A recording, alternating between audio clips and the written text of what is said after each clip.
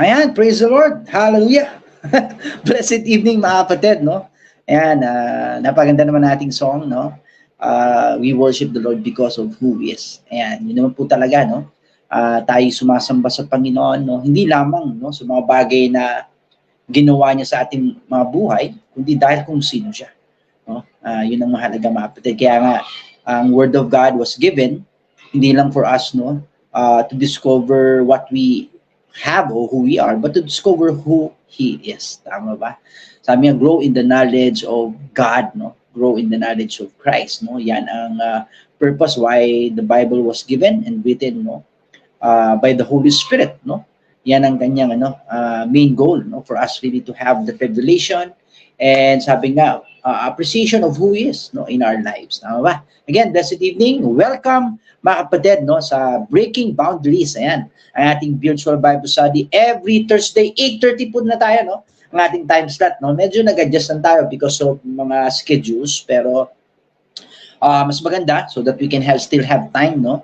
Mas marami po ang maka-attend.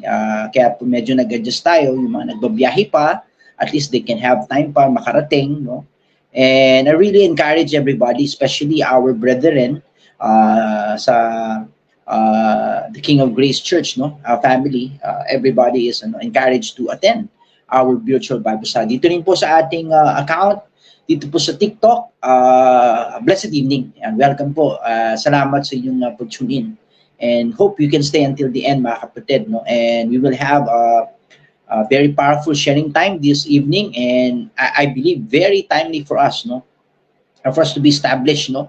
Sa mga nangyayari sa paligid. So I was reminded in my study time to share this, no? For us to be reminded again, no? Ng truth, no? Who we are and who He is. And para makita natin, sabi nga, for us to be stable and be established, no? Sa mga nangyayari sa paligid. Tama ba? Para nga sabi nga, so that our hearts will be calm and let the peace of God reign in our hearts. Tama ba? Again, blessed evening. So, before tayo magpatuloy at mag-shout out, tayo po muna po ay manalangin. So, nasaan man po tayo ngayong gabi, maaaring nasa biyahe tayo o nasa bahay na tayo, let's come in prayer and patuloy nating hingin ang pagpupala at ang paggabay ng Panginoon sa gabing ito. So tayo po ay manalangin. Hallelujah. Father God, we come to you today. Maraming salamat, Panginoon, sa gabing ito. Una sa lahat, sa isang linggo na binigay mo sa amin, iyong pagpupala at pag-iingat sa amin. Narito kami uli ngayon, nagtitipon-tipon online, virtually. We believe even though we are not physically together, but we are one in spirit. As you said in your word, 2 or 3 gathered in your name, you are in our midst. Precious Holy Spirit, I speak that you will move in our midst today, Lord God, that you will touch every heart, Lord God, this evening, Panginoon. And I ask whatever ang hanap ng aming puso sa gabi ito ay mapunan sa pamamagitan ng iyong salita at sa pamamagitan ng iyong Espiritu. Dalangin namin, Lord, patuloy na makita namin ang lawak at lalim ng iyong pag-ibig sa luping ito. At wala kaming ibang nais, Panginoon, kundi patuloy na mas makilala ka ng higit pa sa aming pagkakilala sa iyo. Maraming salamat, Panginoon. Dalangin namin sa lahat ng aming gagawin sa luping ito. Ikaw lang po ang mapapurihan at ikaw lang po ang maitaas. Again, we dedicate this time to you, Abba, in the name of our King, our Lord Jesus Christ, and by the power of the Holy Spirit. We say, Amen. Ayan, panampakan natin ang Panginoon, no? Praise the Lord. So, blessed evening. Welcome again sa Breaking Boundaries, no? Ang ating virtual Bible study every Thursday. So, ito po ay simultaneous virtual Bible study sa TikTok at sa FB. Ayan, sa aming account po, ang pangalan po na aming church is Jesus Christ, the King of Grace Church. So, if you want to follow us sa FB, please do so. At kami po ay live din ngayon in our page po. So welcome dito sa TikTok, sa account po ni Pastor Cha. So thank you. Shoutout muna tayo ang ating director for tonight, no, si Margaret. Ayan, hello Marga. Thank you for assisting us this evening. Ayan, shoutout unang-una syempre si Tin. Hello Tin Pal. Ayan. Hello kay Victor, ang Pal family. Thank you for tuning in. Ayan, ating kapatid. Nandiyan na po sila. Ayan, meron po ba? Naka-tune in ngayon? O baka iba nagdi-dinner pa, no? But I know everybody will come, no? And Lian, please, ano, paki-follow up din sa But anyway, the Lord is good. I believe they will come, no? And dito sa TikTok, maraming salamat. Marami na po ang naka-tune in ngayon. At marami na sumilip at lumabas. Ganoon po yan sa TikTok. But hope you can stay until the end. Sa lahat po ng sumilip kanina, bumalik po kayo. At sigurado hindi po kayo magsisi if you will stay until the end. And I believe that the Lord will speak to you and you will receive much more from the Lord this evening. Okay? So let's start our sharing time sa gabing ito. Sabi ko, marami nangyayari sa paligid. Pero let's talk about, mga kapatid, and be reminded again of the love of God, no, for us, no? Ang pag-ibig ng Diyos sa atin. Marami nangyayari sa paligid, mga kapatid, kaya very important for us again to be reminded that there's someone who is loving us so much. Tama? May nagmamahal sa atin, no? Kung ang gas ay nagmamahal na nagmamahal, merong mas nagmamahal sa atin. I say amen. Tama ba? Yan ang ating Panginoon. Tama ba? Kaya very important for us this evening, mga kapatid, again, to see how vast, no, yung love ng Panginoon sa atin. Tama ba? Kaya nga very important for us, mga kapatid, tayo, no, na makita yung lawak at lalim, no, ng pag-ibig ng Panginoon sa atin. So let's talk about, mga kapatid, the love of the Father. Say, the one who lavishly loved us. Ang ganda, no? Yan ang title natin. O we call it the prodigal father. Alam natin yung story ng the prodigal son. No? But this evening, let's talk about the prodigal father. Tama ba? Tingnan natin yung konteksto na to. Sabi nga, so that we can discover the one hindi lang who loved us, but who lavishly loved us. No? Meron po nagmamahal sa ating sobra-sobra. Sabi nga, lavish. I say amen. Tama ba? Kaya very important for us this evening again to see, mga kapatid, and let the love of God embrace our hearts this evening, calm our hearts, our fears, no? Kung meron man tayong anxiety, mga kapatid, let the love of God melt every fears in our hearts this evening. Ayan, let's talk about this, no? Ang ating verse, tingnan muna natin ang verse natin. Ang first verse natin this evening, okay? Isaiah 54 verse 10.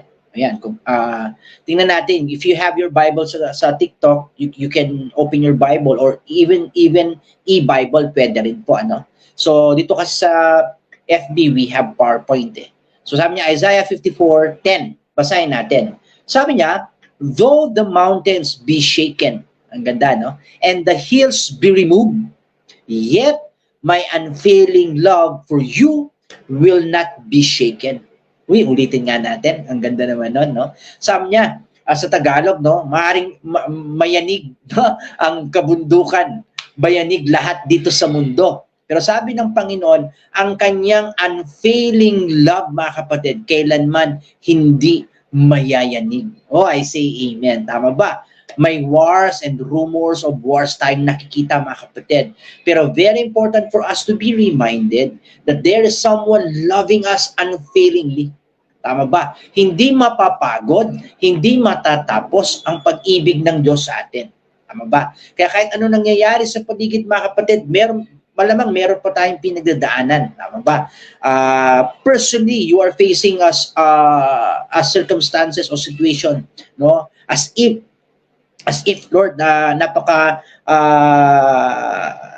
gives you discomfort, tama ba? O sometimes gives you anxiety, the sense, mga kapatid. Pero let the love of God calm your fears again, no? Sabi niya, tuloy natin, sabi niya, for my covenant, no, of peace, no, sabi niya, will not be removed. Ang ganda naman ng, mga kapatid. Actually, God is giving us, no, may gera, tama ba? Pero you have to see, you are under the covenant of peace. Ang tipanan ng kapayapaan. I say amen. Kaya nga, mahalaga sa atin makita, mga kapatid, ang totoong kapayapaan na binibigay ng Diyos, mga kapatid. Ito yung kapayapaan na nakabase sa loob. Tama ba? The peace we have, mga kapatid, is the peace of the Lord Himself. Sabi niya sa John, my peace I give unto you. Di ba? Yung kapayapaan na meron tayo, yung kapayapaan ng ating Panginoon na binigay niya sa atin. Kaya when we have Christ in our lives, kung meron tayong relasyon sa Panginoon and Christ is in our lives, mga kapatid, we have peace. Meron tayong kapayapaan. Ang maganda, yung kapayapaan ito, hindi nakabase sa paligid. Never based sa outer factor, but sa inner factor, and that is God in you, the Spirit of God inside of you. I say amen. Tama ba? Kaya ang totoong kapayapaan, sabi, the covenant of peace na meron tayo will not be removed. Ibig sabihin, kahit nagkakagulo mga kapatid sa paligid, I say amen, kahit umuulan pa ng missile, listen to me, maybe you OFW ka, o kaya na, yung pamilya mo OFW, then share this this message, share this content, no? So that their hearts will be calmed by the peace of God. You are protected by the love of God and by the power of God. I say amen. Ito yung tipong kahit nagkakagulo, you can still have time and makakatulog ka ng mahimbing. Kasi you know there's someone protecting you. Sabi nga, it's neither slumber nor sleep. Ang nagbabantay sa atin, mga kapatid, hindi natutulog. I say amen, no? Ang Diyos, sabi niya, the God who sees us, mga kapatid, is the one who loved us. Kaya nakakaano tayo eh. Ang sarap po ng tulog natin. And that is the peace of God. Yung mga believer can relate of this peace that we have. Because sabi niya, this covenant of peace we have in the Lord. It will never be removed. I say amen. At ang basihan niyan, mga kapatid, ay ang pag-ibig ng Panginoon. Hallelujah. Sabi niya, the Lord who has compassion on you. Ibig sabihin, yung nagmamahal sa atin eh. Yun ang importante, mga kapatid. For us to have, mga kapatid, a deeper understanding of the one who loved us so much and lavishly. Yun ang importante, mga kapatid. Maybe we are facing trials, mga kapatid, again. It can be a personal struggles, mga kapatid. Maybe you want to be right with the Lord, but you have that weaknesses mo, o tinatawag natin na mga bad habits in the sense. But let your heart be have peace today, and God is telling you, God is not mad at you. Hindi galit ang Diyos sa iyo. Ang natitira sa Diyos ay yung tipanan ng kapayapaan, hindi galit. Tama ba? Hindi tipanan ng gera o anything, but the peace of God in us and with us. I say amen, no? Ang ganda naman. Now, tingnan natin, next verse, tingnan natin, no? Jeremiah 3:19, if you have to see, napakaganda ng verse nito, for us to see the heart of God. If you have again your Bible there, sa TikTok, please do open, no? Jeremiah 3:19. You will be amazed on this verse. Sabi niya, I thought to myself, this is God speaking to us. Sabi niya, what a joy it would be for me to treat you like a son. Ang ganda naman. Ulitin ko ha. Sabi ng Panginoon, Jeremiah 3:19, I thought to myself, oh, what a joy it would be for me to treat you like a son. Sabi niya, what a joy it would be for me to give you a pleasant land. The most beautiful piece of property there is in all the world. You have to see the heart of God eh. Ito ang puso ng Diyos sa iyo at sa akin. Tama ba? Sabi niya, a property, no, na pinaka-best dito sa mundo. Sabi niya, I thought you would call me Father. Ang ganda, no? Biri mo, mga kapatid, from the very start or very beginning, ang puso talang ng Diyos, mga kapatid, tayo'y mga anak. Tama ba? Nung nagkasala ang tao, mga kapatid, nag-fall si Adam, mga kapatid, tama ba? Ang desire ng Diyos na maibalik ang tao sa dati niyang kalalagayan bilang anak. Tama ba? At yung tao magising muli sa katotohanan na siya ay anak at ang Diyos ang kanyang tatay. Kaya nga si Jesus Christ, mga kapatid, was sent by the Father, was given by the Father. Sabi niya, God became flesh and dwelt among us. Sabi ng John chapter 1, mga kapatid. And He became flesh. And the purpose of it, mga kapatid, so that Jesus Christ, mga kapatid, can pay the penalty of sin. He died our debt. Tama ba? He paid our debt. He died our debt. Dalawa yun, mga kapatid. Binayaran ng ating pag-uutang sa Diyos at binayaran, kinuha ang ating kamatayan. I say amen. Sabi ng Bible, no, ang kabayaran ng kasalanan ay kamatayan. Romans 6:23, for the wages of sin is death. Pero ang good news, mga kapatid, sabi nyon, but the gift of God is eternal life to our Lord Jesus Christ. Hindi to religion, mga kapatid.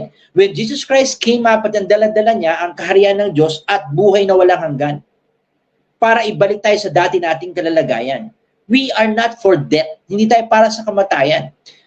You will be amazed, mga kapatid. You and I were created not to die. Really.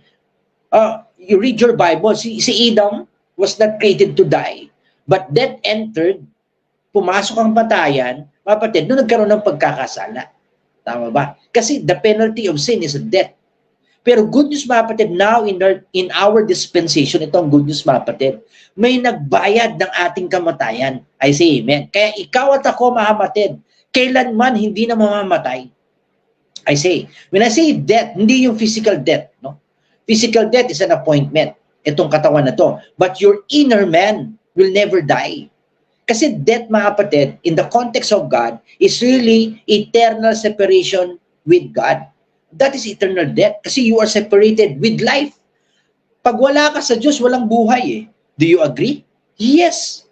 I say amen. Pero God loved us, mga kapatid, ang purpose of Jesus Christ so that we will be redeemed and restored and reinstated as sons of God.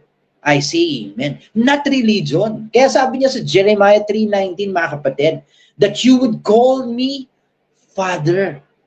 I say amen. Sabi ng Romans chapter 8, mga kapatid, ang Holy Spirit binigay sa atin so that we will cry, Abba, Father. Kaya nga makikita mo pag ikaw ay may kalayaan na, paano malalaman? When you can call God, Abba, Father. Pag tinatawag mo ang Diyos bilang tatay. I say amen. Kasi kung ang revelation mo pa sa Diyos, God and man, nasa religion ka. Tama ba? Pero pag ang tingin mo, ang Diyos ang iyong tatay, ikaw ay anak, nasa kaharian ka ng Panginoon. I say amen. Tama ba? Tingnan mo yung heart, ulitin natin ha. Sabi niya, bilang tatay, ano sabi ng Panginoon? I will give you a pleasant land. Ibig sabihin, from the very heart ng Diyos, mga kapatid, ang desire niya sa atin is always to give us the best. I say amen. I say amen. Glory to God. Yung land dito, mga kapatid, hindi lang land na land, pero kasama yan. It's an inheritance ng Panginoon. Pero yung land dito speaks of your life here on earth. Your lifespan na bibigyan ng Diyos is really the best. I say amen. Even a property, imagine, oh, I claim it by faith. I say amen. The best property, sabi ng Panginoon, I will give you. I say amen. I believe this property in the world is your place in this world. I believe everybody has a place in the world. Lahat tayo may lugar na nilagay ng Panginoon. It is for us to discover kung saan yung lugar na yon. But everybody has a place in this world. And God will give us that best place. Hallelujah. I say amen. Tama ba? Listen to me, mga kapatid. Maybe you are praying, mga kapatid, for an breakthrough in your life. Good news, mga kapatid. God is a good God and His heart for you is to give you the best. Oh, I say. Grabe, no? I say amen, no?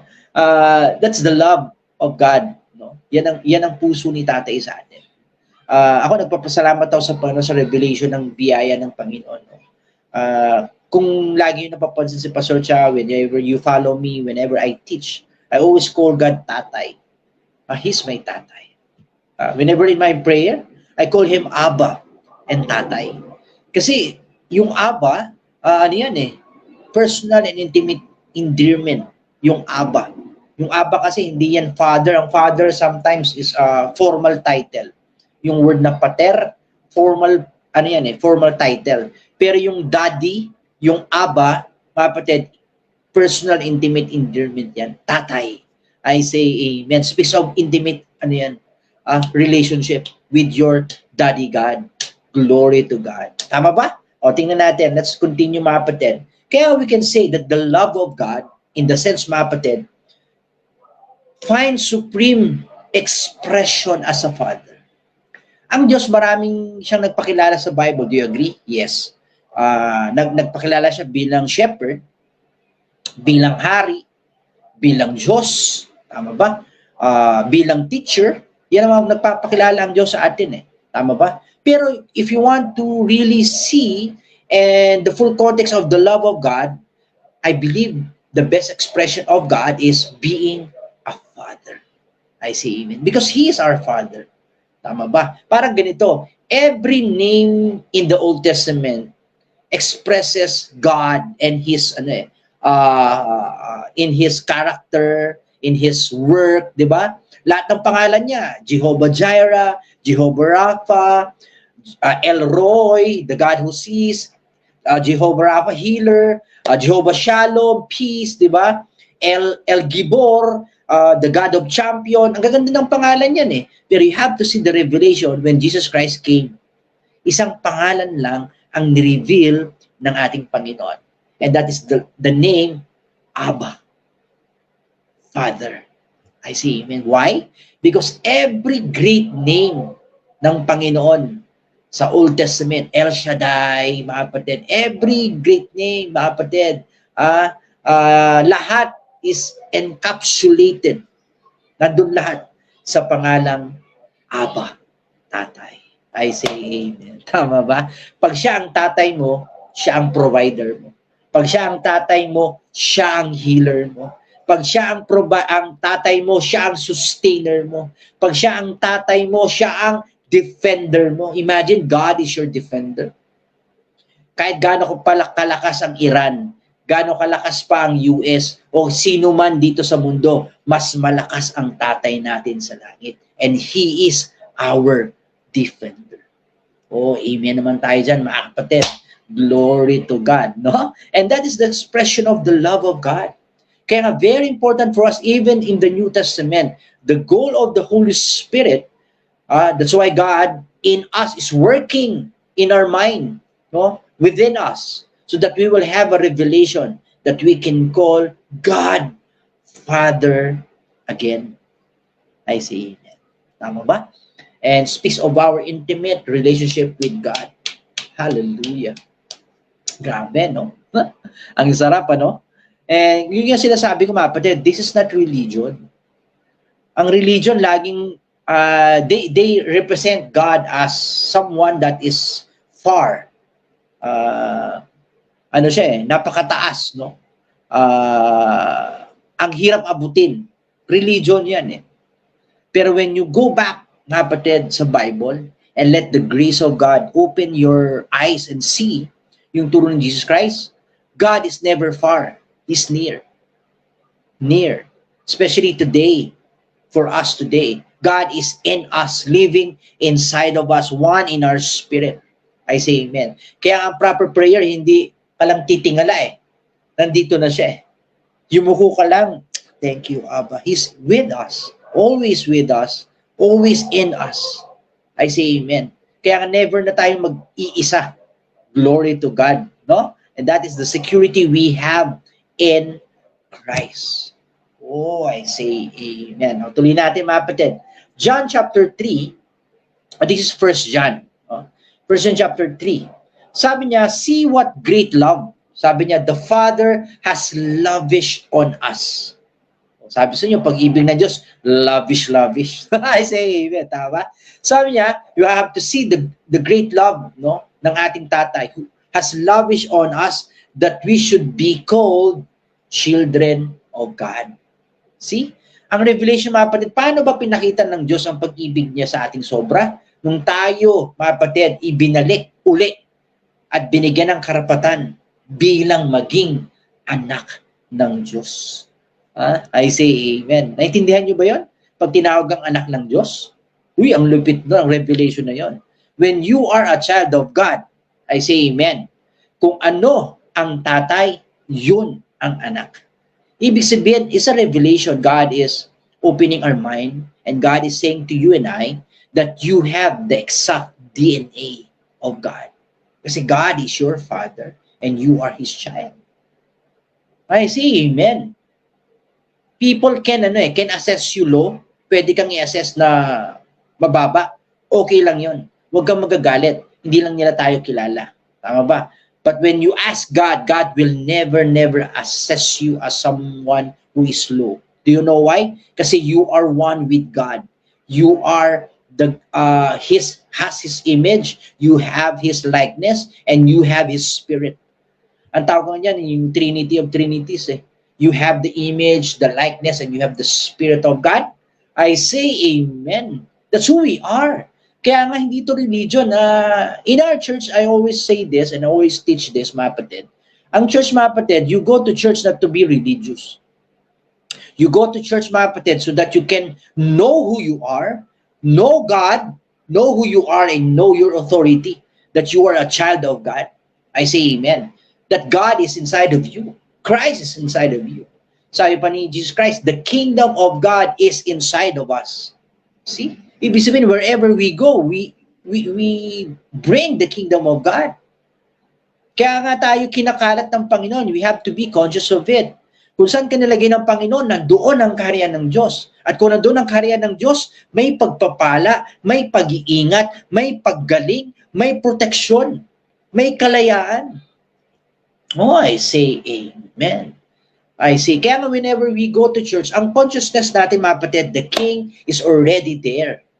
And whenever you're there, there's freedom. I say amen.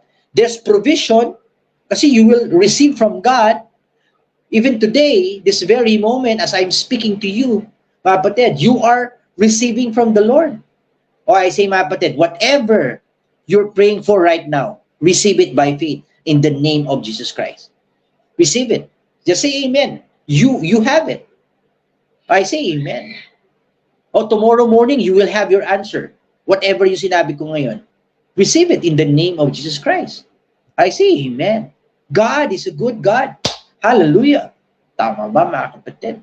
Okay. Now, tinatong mga kapatid, let's go to the story of the prodigal son. Actually, when you see, mga kapatid, yung word the prodigal, hindi naman negative. Meron din yung positive na meaning, no? Ang negative meaning ng prodigal is wasteful, irresponsible, and yung extravagant kasi, it can be negative, it can be positive. It depends how you will use it. Yung word na extravagant o extravagant, no?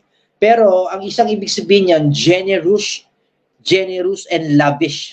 Social. Generous and lavish. Tama, extravagant. So therefore, tingnan natin yung storya ng prodigal son sa Luke chapter 15. You can read it mamaya after this if you want. Luke 15, verse 11 to 32. That is the story of the prodigal son. Pero actually, ang bida ng storya is not the son.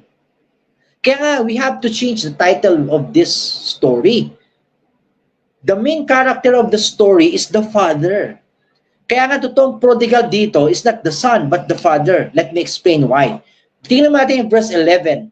Sabi niya, Jesus continued, sabi niya, there was a man who had two sons. Imagine, si Jesus Christ, ang kanyang opening sa kanyang storya, there was a man who had two sons. So the main character of the story is not the two sons, but the father, the man. Ang totoong bida ng storya is yung tatay, yung mapagmahal na tatay na nagpatawad. And it's the picture of the Father in heaven, our Heavenly Father. Kaya ito kinikwento ni Jesus Christ so that we can relate to the love of the Father. I say amen.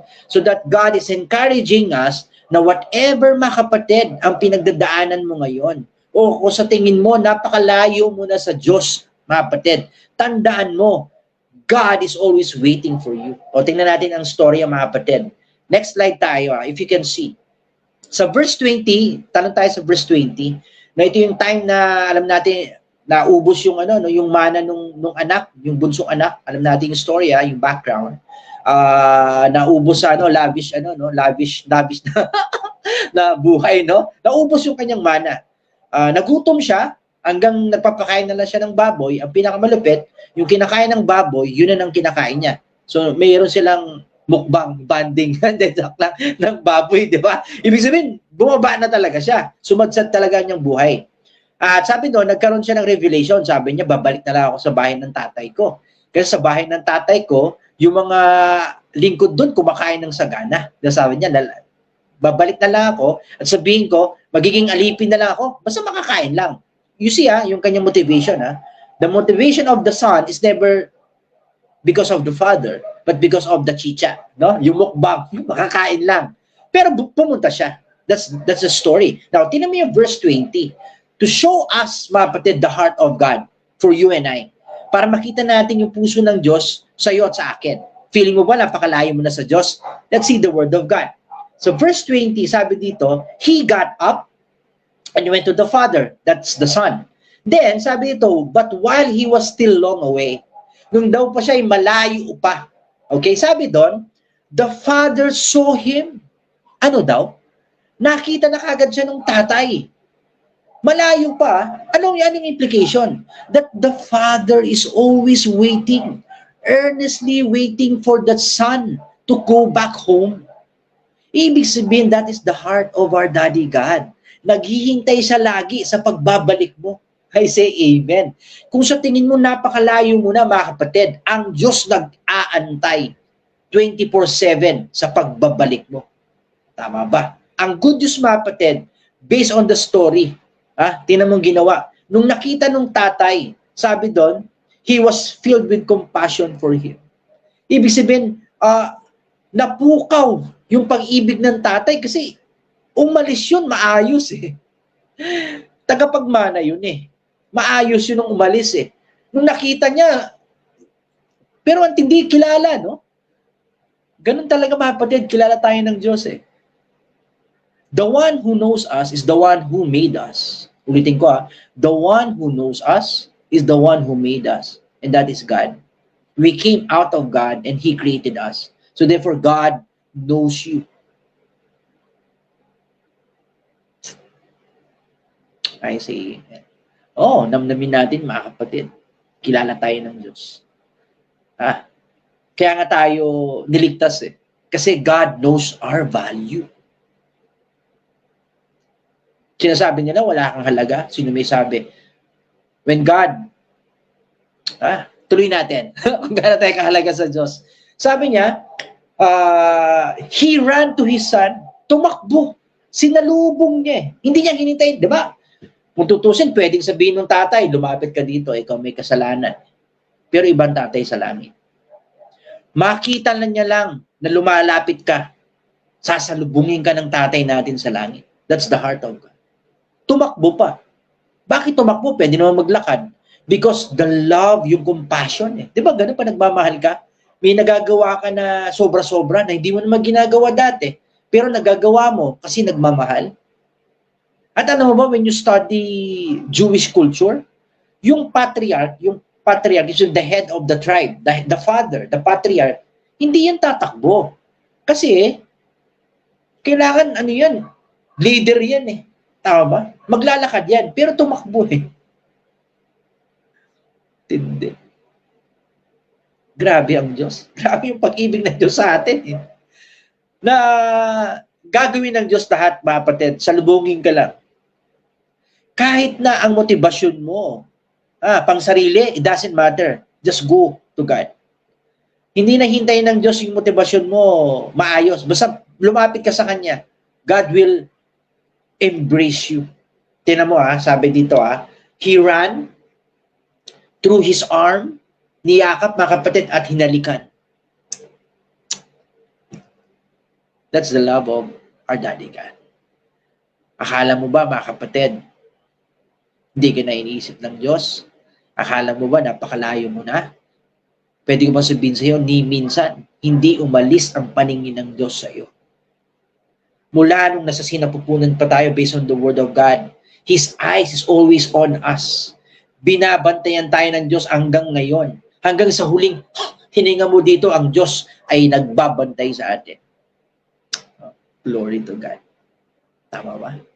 Ang kailangan natin, mga kapatid, is an encouragement. God is not angry with us. Hindi siya galit sa atin. Kung may galit man ang Diyos, mga kapatid, naubos sa krus ng Kalbaryo. Doon niya binuhos ang kanyang galit sa kasalanan, hindi sa makasalanan. Ulitin ko, ang Diyos hindi galit sa makasalanan. Galit sa kasalanan. Parang ganito, may mahal ka sa buhay na may sakit, tama ba? Ang galit mo, hindi doon sa mahal mo sa buhay.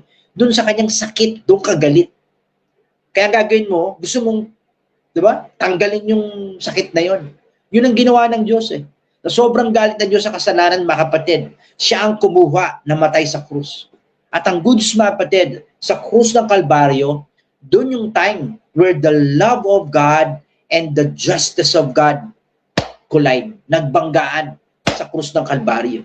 Ang good news, mga kapatid, sabi doon, sumigaw ang Panginoon, it is finished, paid in full. Nabayaran ang kasalanan, pero natira ang pag-ibig ng Diyos. Ay, say amen. Oh, glory to God. Kaya kung may natitira ang Diyos, nararamdaman sa iyo, hindi galit, pagmamahal. I say amen. I say, it's time for us to go back, mga kapatid. That is the message of this Bible study. Time for us to go back. Balik tayo kay Tatay. Balik tayo sa kaharian ng Panginoon. Naka-open, mga kapatid. Bumalik tayo hanggang bukas pa ang pinto ng arko ng kaligtasan ng Diyos. I say amen. Glory to God. Glory to God. Tama ba? I'm speaking, mga kapatid, not to, to kilitin ng yung pandinig sa gabing ito. No? I'm here to reveal to you the heart of God. He loves you so much. In spite of our shortcomings, in spite of our mistakes, mga kapatid, God, His unfailing love, He will never remove from us.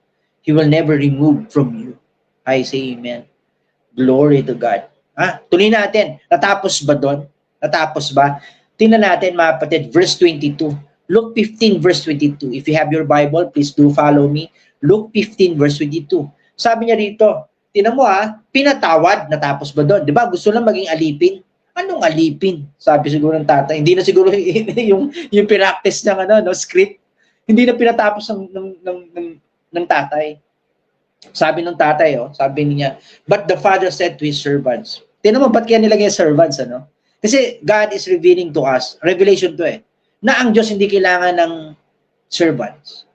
Meron siyang mga alipin. Meron siyang mga servants Kinreate ka at kinreate ako hindi para maglingkod sa Kanya. Kinreate ka at ako para maging mga anak. I say amen. Ulitin ko nga. Kasi sabi niya, but the father said to his servants, hindi dun sa anak. I say amen. Sabi niya, quick, bring the best robe. See? Binalik yung robe. Best Tinan mo word Diba binasa ko kanina? Best land, best place, property, best robe. Bakit? Yung robe represents, mga kapatid, righteousness. Yung katatayuan mo. Lulukuban ka uli ng katwiran ni Kristo ng Diyos. I say, amen. Tama ba, mga kapatid? You have to see that, mga kapatid. Sabi niya, and put a ring on him. Sing-sing. Ano pa? And sandals on his feet. Now, isa-isay natin, mga kapatid. Ang tawag dito, the Father's redemptive love. Niredeem lahat ng Diyos ang lahat ng nawala sa tao. Okay. Una, yung robe speaks of our, what? Righteousness. Yung ating katatayuan sa Diyos. Binalik. Okay? We are now sons. Hindi tayo alipin. Tama ba? Pangalawa, sing-sing.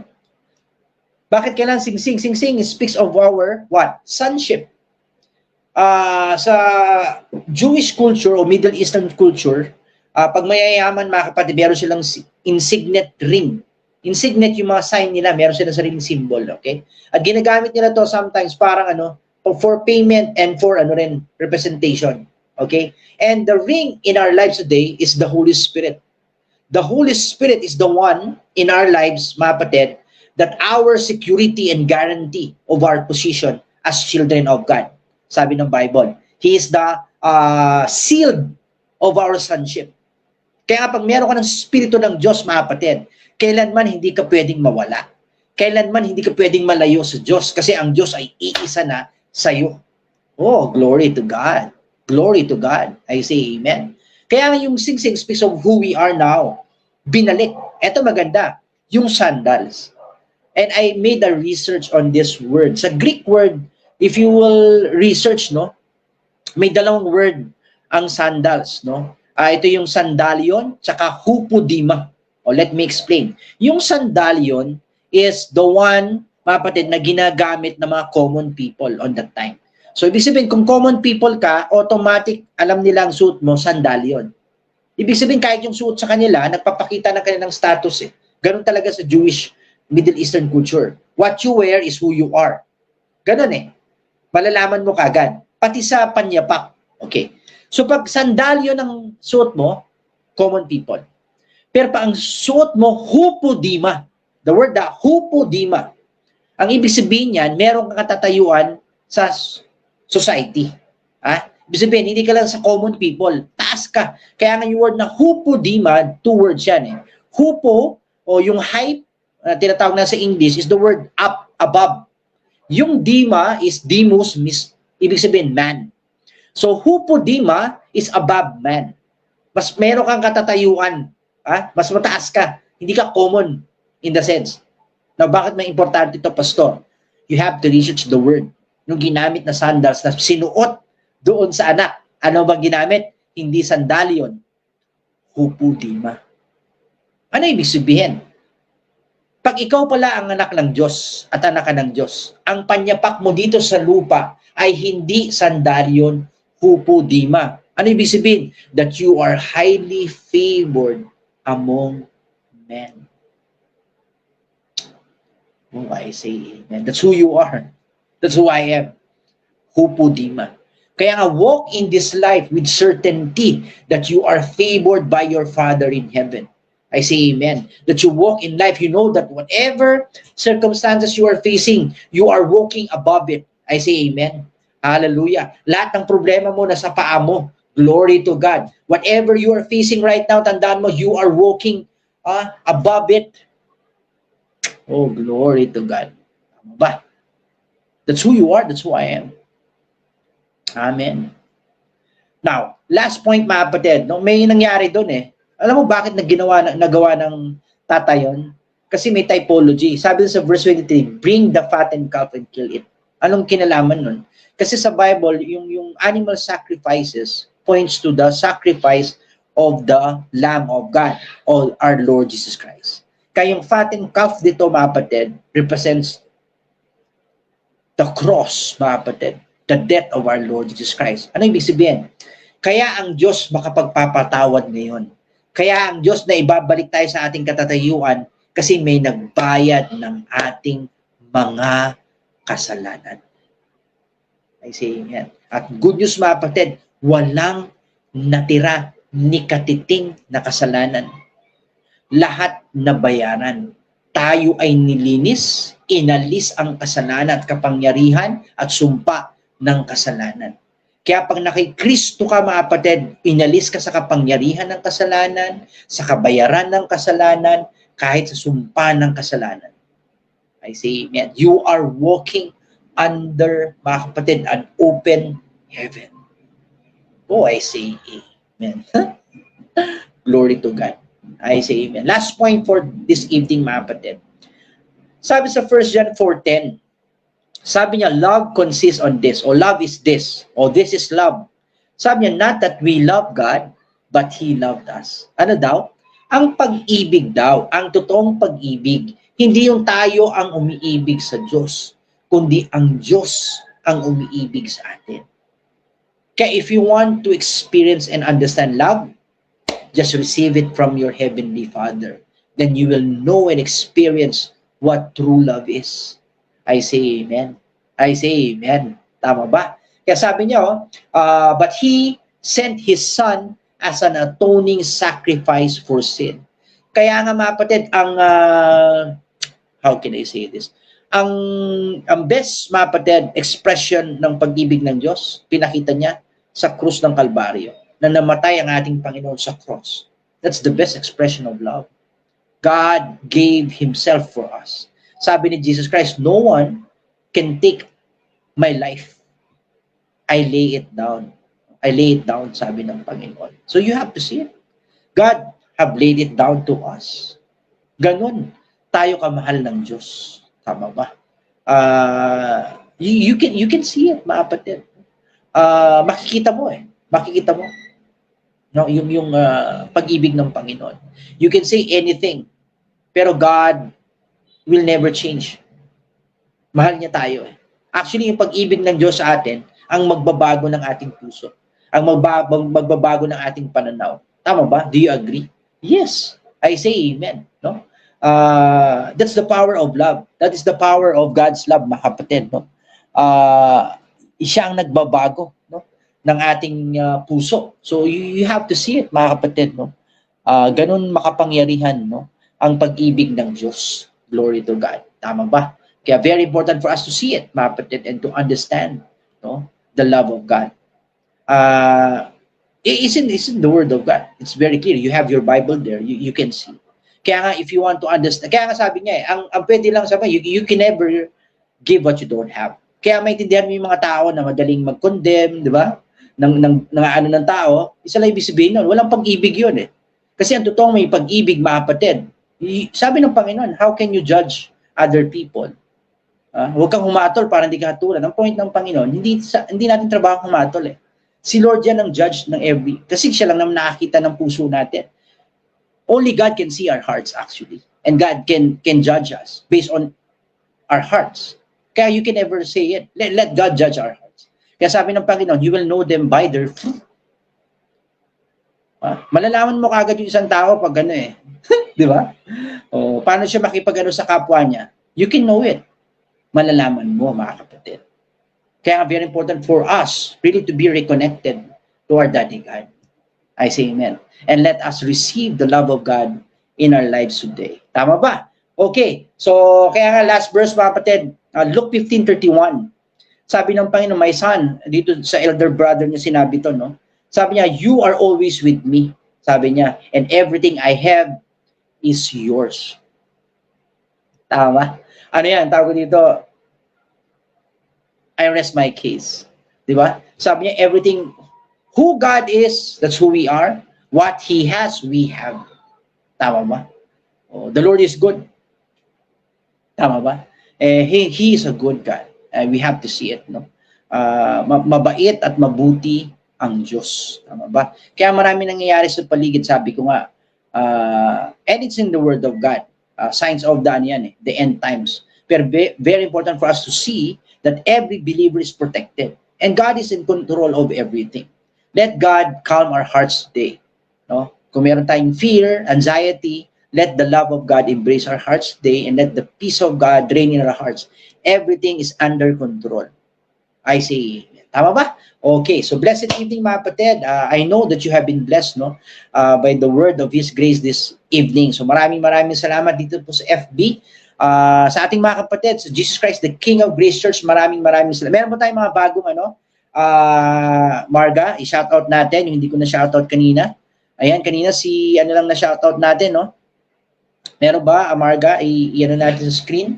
Shoutout natin ating mga kapatid. Ayan, yes, Sister Chen. Shoutout ang ating kapatid sa Cambodia, Phnom Penh. Thank you. Pati kay Ate Marlene at kay Ate Abet, no? Ayan, si Tin. Ayan, so maraming salamat. So, at least 2 or 3 gathered, no? we are. Ayan, hello ang Pascual family. Blessed evening. Ayan, thank you kay Kuya Jojo at sa mga anak nyo. So, thank you for tuning in. Okay? Ayan, kay Ate Abet, no? Sinabi ko na kanina. Ayan, sa Phnom Penh, Cambodia. Pati sila Ma'am Lay, they will be tuning in sa ating replay. Sir Nelson, hello po sa Atlantic, Canada naman, no? Ang ating mga kapatid. So maraming salamat. So shoutout din dito sa we have 228, no? Yung mga sumilip, okay? Sa ating live dito sa TikTok. So maraming salamat. Pero marami rin po nagstay. So thank you sa lahat na nagstay and let the Lord bless us. So tayo po yung mananalangin. Let us close in the word of prayer. And if you have a prayer today, let me pray for you. Tayo po yung manalangin. Hayaan natin ng Panginoon. Sabi nga, hindi maikli ang kanyang kamay para tayo ay pagpalain. Okay? Tayo po yung manalangin. Hallelujah. Panginoon, maraming salamat sa inyo. Anong pinapanalangin ko ang aking mga kapatid? Nakatune in ngayon, I stretch forth my hand and let the Holy Spirit touch every heart this very moment. Kapatid, ano man ang iyong panalangin, alam ng Panginoon. Ano man ang iyong pinagdadaanan, alam ng Panginoon. Hayaan mo ang Panginoon sa gabing ito, ang siyang magbigay ng katugunan at ng sagot sa iyong panalangin. Kung ikaw ay nananalangin ng kagalingan ng iyong karamdaman, sabi niya sa kanyang salita, sa kanyang mga sugat, tayo ay magaling na. So I release healing right now in the name of Jesus Christ. I rebuke all diseases in the name of Jesus Christ. Let the life of Christ bless your body. Heal your body today in the name of Jesus. Even your mind. If you are experiencing depression, anxiety, let the peace of God that passeth understanding govern and comfort your heart this very moment in the name of Jesus Christ. Thank you, Abba. Even relational healing, magkaroon ng kagalingan, ang mga magkakapatid, magkakapamilya nag-aalitan, magkaroon ng kapayapaan.